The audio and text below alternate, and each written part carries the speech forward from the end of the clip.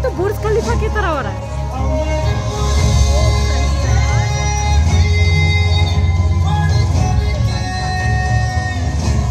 सुनिए ना, आप रील के लिए ले लेना ना 40 सेकंड का।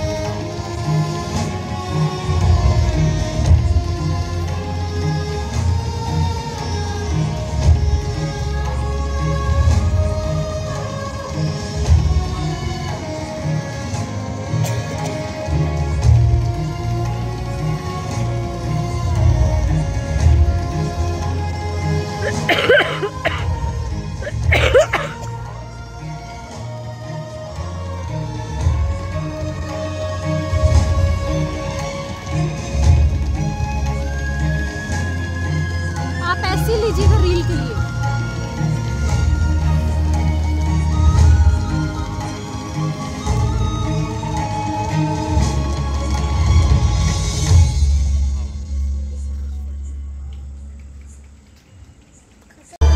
कितना अच्छा मिस कर जाते हैं भाभी हम। विनम्र किसान का बेटा था वो दृढ़ता का भंडार।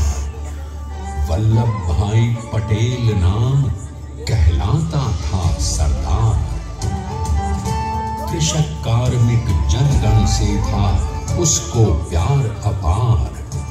अखिल देश ने उसे रहनुमा किया था शिष्य।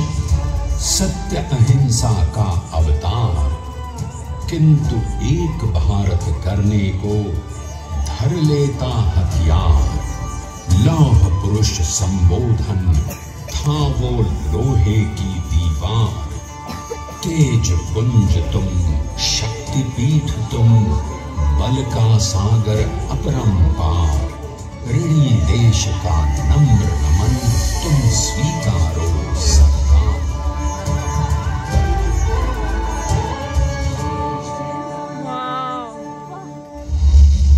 1857 में अंग्रेजों को ललकारने वाले पहले स्वतंत्रता संग्राम के एक सक्रिय सिपाही थे झवेर भाई पटेल।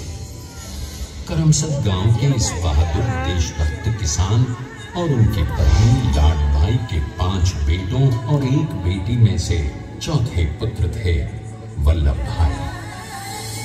बालक वल्लभ ने करमसद के बाद नडियाद से अपनी हाई स्कूल की शिक्षा पूरी की।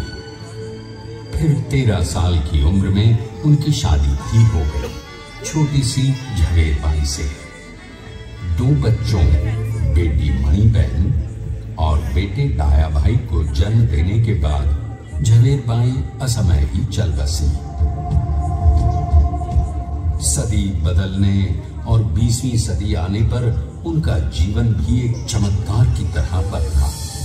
प्लीडर का इम्तिहान पास करके वो वकालत करने लगे।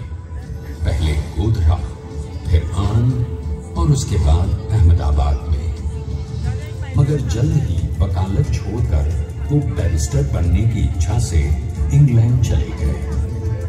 लंदन में बैरिस्ट्री में अव्वल आने और वजीफा जीतने वाले वो अनोखे भारतीय थे।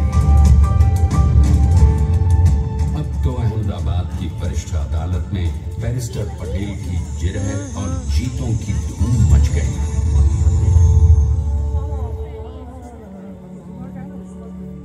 तभी एक युग पुरुष ने वल्लभ भाई के जीवन की धारा ही बदल दी।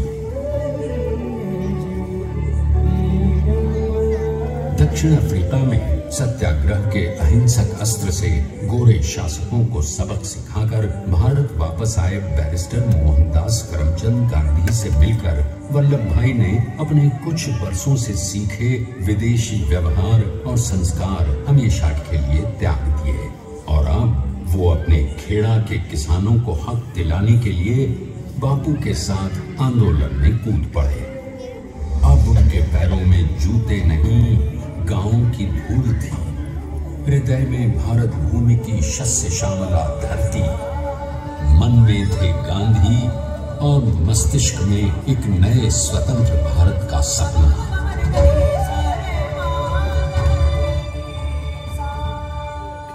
तभी बारडोली के मजबूर मजलूम किसानों की यातना का समाचार उनके पास पहुंचा।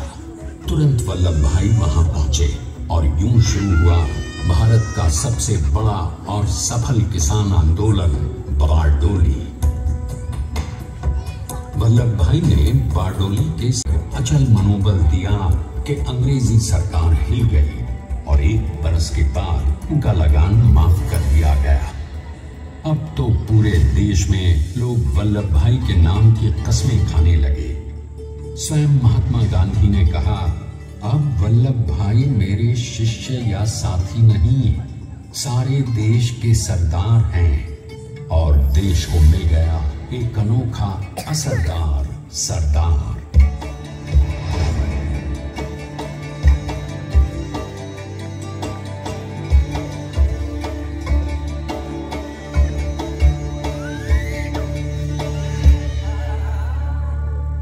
सरदार पटेल के नाम और देशभक्ति से अंग्रेज डर कर कांपने लगे। 1930 के नमक सत्याग्रह बापू से भी पहले गिरफ्तार किए गए तो सन 1932 में फिर उन्हें बापू के साथ ही जेल में 2 सालों के लिए डाल दिया गया। मगर आजादी के दीवानों को, स्वतंत्रता के परवानों को कौन गिरफ्तार कर पाया है। जेल से छूटते ही सरदार को कांग्रेस के नए राष्ट्राध्यक्ष पद पर चुना गया और उनकी सरपरस्ती में राष्ट्रवादी भारतीयों ने तमाम ब्रिटिश सूबों में जीत हासिल कर वहां अपनी स्थानिक सरकारें बनाई। किंतु सरदार का सपना केवल सरकार बनाना नहीं था। उनका स्वप्न तो था एक ऐसे नए भारत का जहां हर रंग, हर रूप, हर जात, मजहब, तबके का हिंदुस्तानी एक साथ मिलकर एक ऐसा नया भारत बना सके जहां पूर्ण स्वराज के साथ सारे समाज को गरीबी, अशिक्षा, छुआछूत से भी आजादी मिल जाए। भारत को अंग्रेजों की गुलामी से आजादी, ताकि भारत के लोगों की अपनी सरकार सबके साथ और सबके विकास के लिए काम कर सके। बापू की अगुवाई में अब देश ने अंग्रेजों को अंतिम चेतावनी दे दी, करेंगे या मरेंगे, क्विट इंडिया, अंग्रेजों भारत छोड़ो। बस फिर क्या था, संघर्ष की रणभेरी बजी। 3 सालों के लिए सरदार पटेल को भी सत्याग्रही नेताओं के साथ जेल में ठूंस दिया गया। 2 सालों के बाद अंग्रेजों को बापू के सभी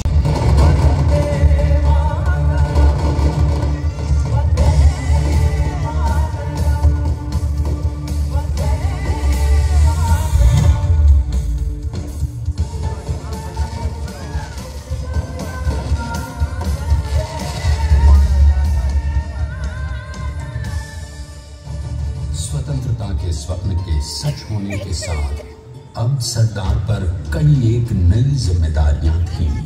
आने वाली आजादी की तैयारी और एक नए भारत के लिए नए लोकतांत्रिक संविधान की संरचना। जैसा उनके साथी ने खुद कहा था, सरदार ने ही छेनी हथौड़ी लेकर एक नए भारत को उकेरा है।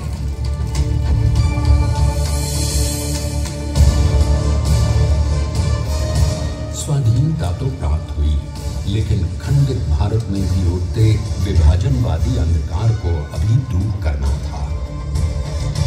जब देश के खंड खंड होने का भय उत्पन्न होने लगा तो सरदार ने निर्भय होकर भारत बनाकर दिखा ही दिया। सरदार ने संसार के सबसे बड़े प्रजातंत्र के शिल्पी को प्रणाम करने के लिए देश ने बनाया है ये समर्थ स्मारक।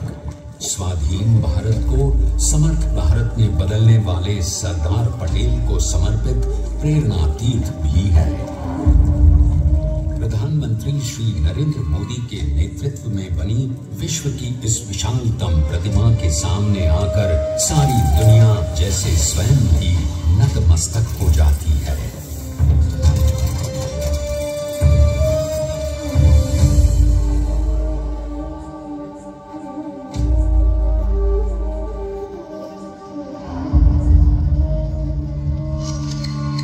देश को बना गया वो अमित अटल,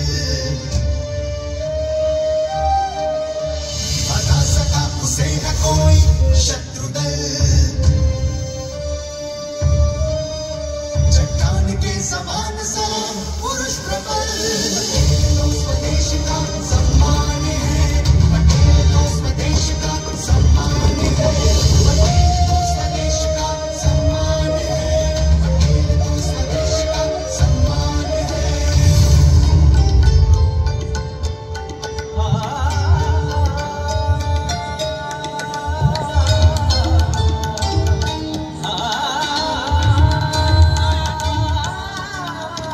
ऊंचाइयां आकाश को छुए हुए,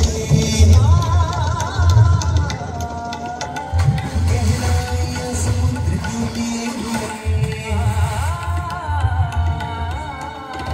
कदम अधिक जमीन पर जमे हुए।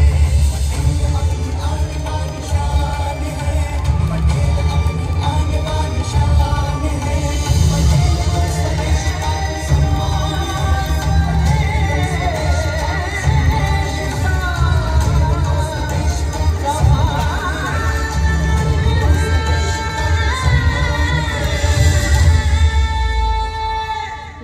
आइए अब देखते हैं कि अपने लौह पुरुष को श्रद्धांजलि देती 182 मीटर ऊंची विश्व की सबसे विशालकाय प्रतिमा का निर्माण कैसे हुआ। ये सीधा 600 फीट का कंक्रीट का कोर बनाया गया।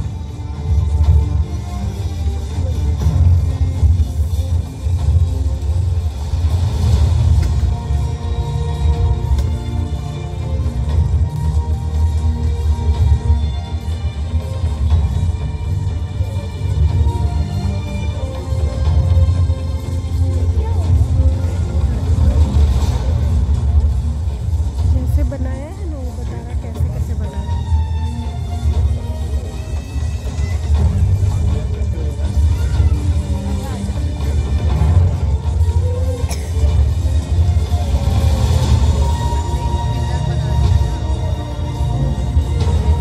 इस कंक्रीट कोर के साथ लगाया गया स्टील का फ्रेमवर्क। अभी बनाया कुछ साल पहले। और फिर इस फ्रेमिंग पर 6500 ब्रॉन्ज के पीसेस लगाए गए।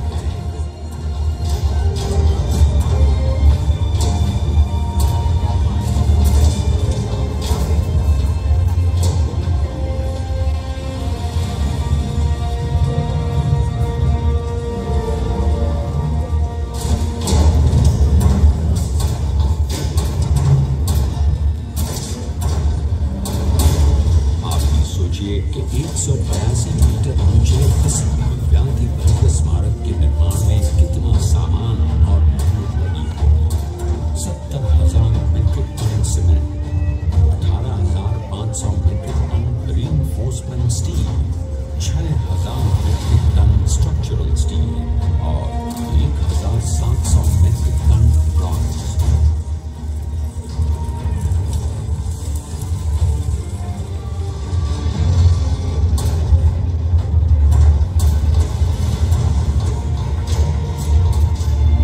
स्टैच्यू ऑफ यूनिटी आज एक वर्ल्ड आइकॉन है और इसे मुमकिन बनाने में एक सेकंड भी देर लिए बिना देश भर की टीम्स ने 24/7 काम किया।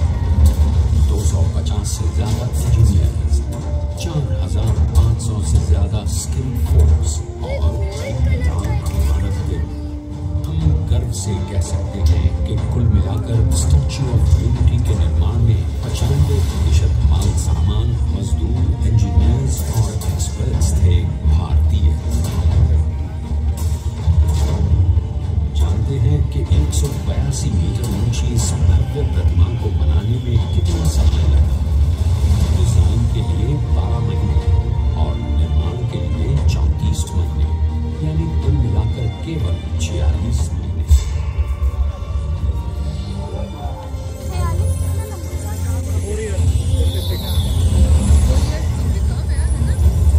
और इसी तरह बनी देश के शिल्पकार की एक अनोखी अद्वितीय विशाल प्रतिमा, जो सिर्फ आज नहीं बल्कि आने वाले न जाने कितने सालों तक यूं ही चमचमाती रहेगी।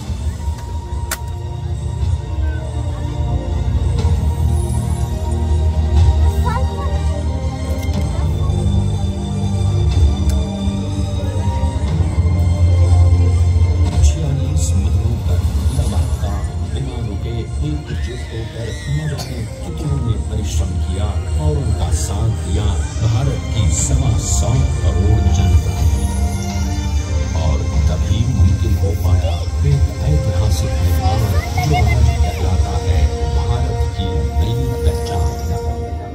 स्टैच्यू ऑफ यूनिटी, विश्व की सबसे ऊंची प्रतिमा। विश्व की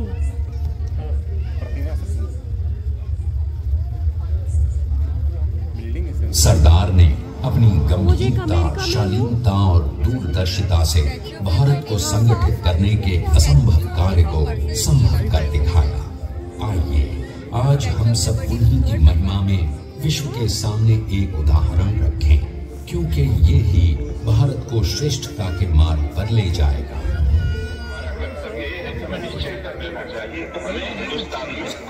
चलो।